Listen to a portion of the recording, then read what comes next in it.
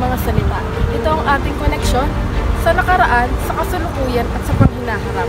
Sa bawat kataga, naririnig natin ang kwento ng ating mga ninuno, mga aral ng kasaysayan at pangarap ng ating bayan. Ngunit, sa mabilis na takbo ng panahon, huwag nating kalimutan na ang wika natin ay mahalaga.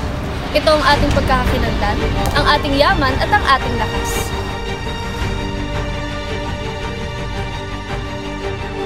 Kaya't gamitin natin ito sa ating tahanan, sa ating paaralan, ating trabaho, pati na rin sa teknolohiya. Malaki natin ang wikang Pilipino. Ito hadlang, kundi tulay patungo sa tagumpay.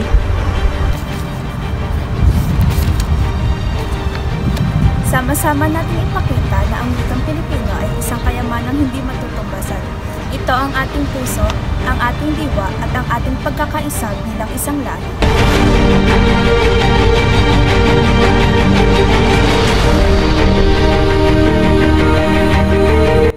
Ipagmalaki mo, gamitin mo, dahil ikaw ang boses ng ating wika. Ang wika natin ay kayamanan. Gamitin, ipagmalaki, at pagyamanin.